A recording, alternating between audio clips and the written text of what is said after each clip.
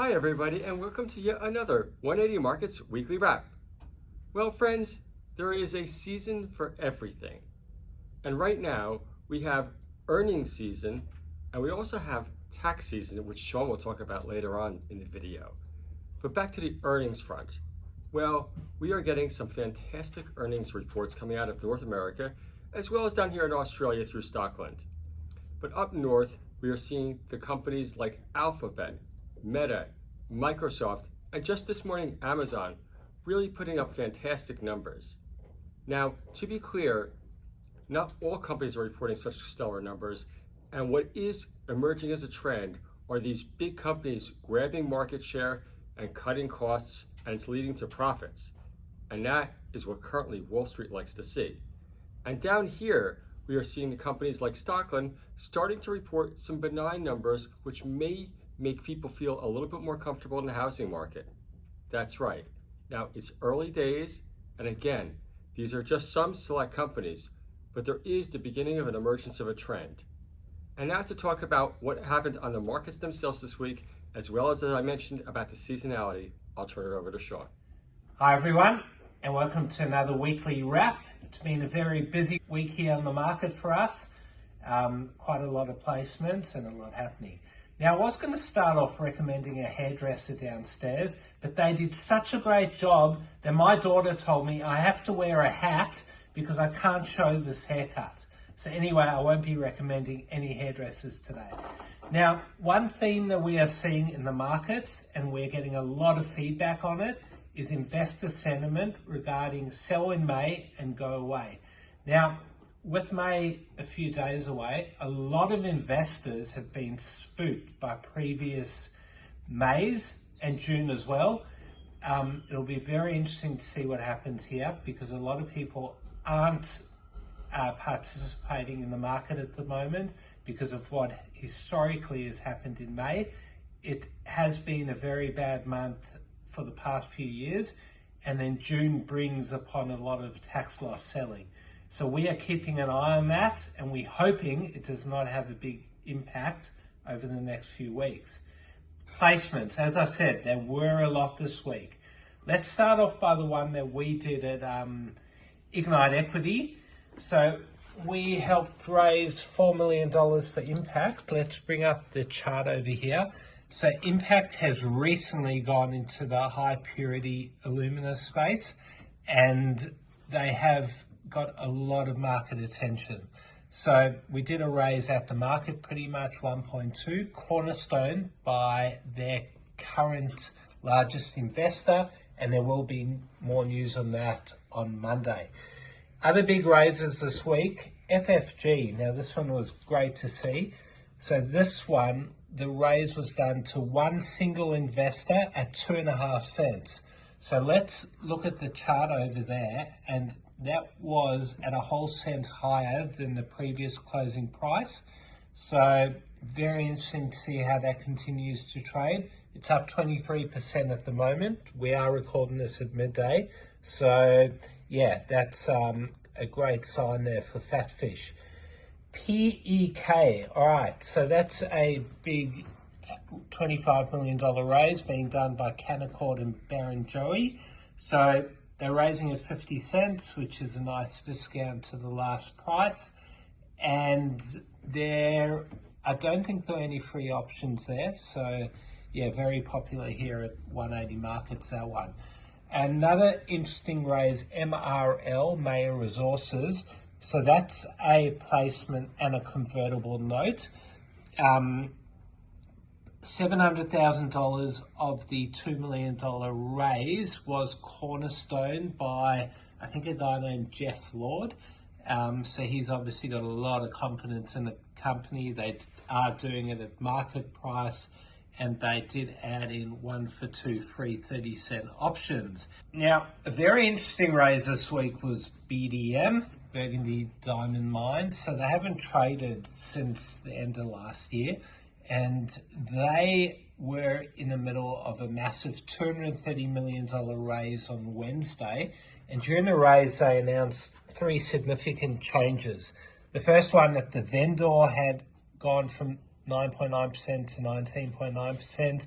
The chairman increased his bid by 10 million, and an industry cornerstone bid for $37 million. So those three things combined, and the bidding went nuts. It was really like to happen during a raise. It's nothing better for the lead manager, obviously, and investors got super excited. So it'll be great to see when allocations come out. Hopefully we don't get scaled back too much. Let's look at EMD.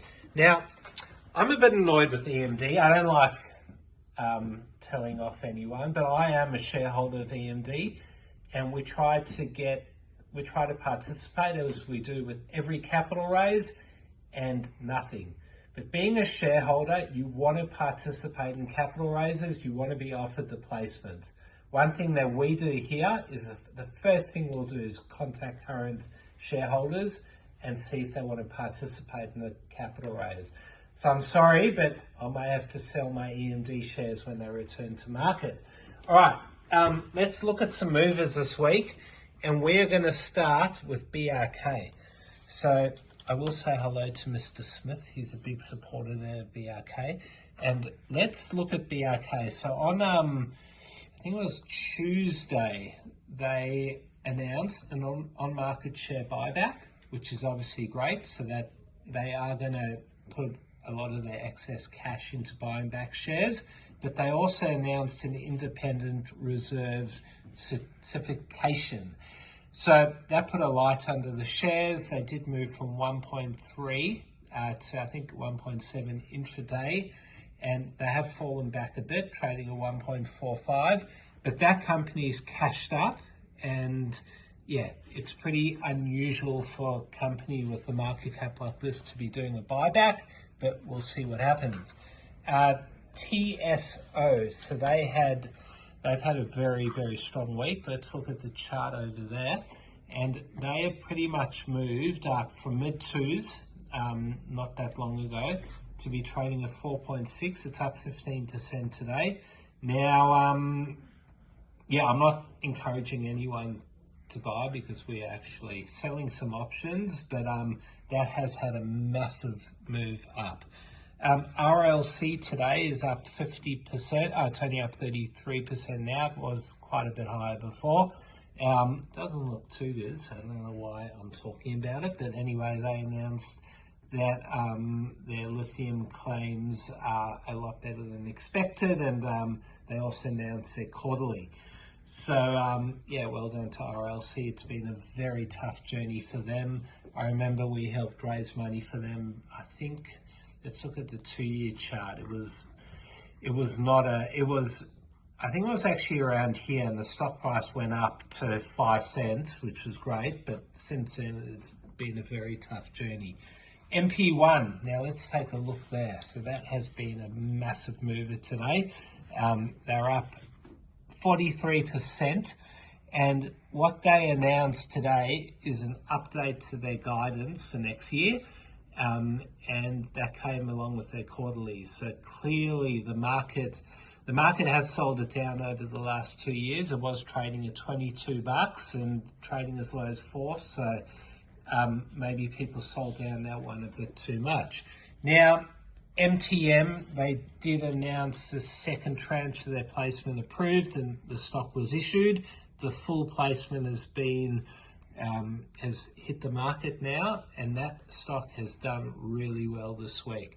10-cent placement, came with options, hit a high of 18 cents this morning, and well done to anyone that took that placement. Finally, IPD, I'll go very quick. Directors have been buying that one. Look at that chart, that's incredible. So the directors have been buying as recently as the last week. So clearly they must be pretty confident that something's going to happen. SRX is a big down this week. We can see it's down 17% today. They announced their quarterly this morning, and clearly it was not as good as what they hoped. I'll just finish off with two downs.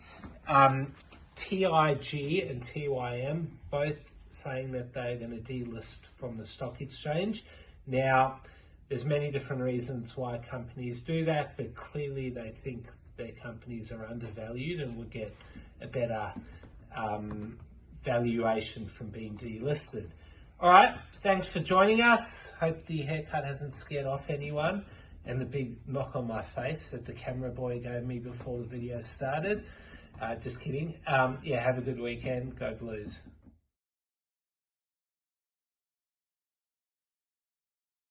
Thanks for watching another 180 Markets Weekly Wrap. If you want access to thousands of capital raises, sign up at 180markets.com.au and you'll get access to our very next capital raise. Thanks for watching.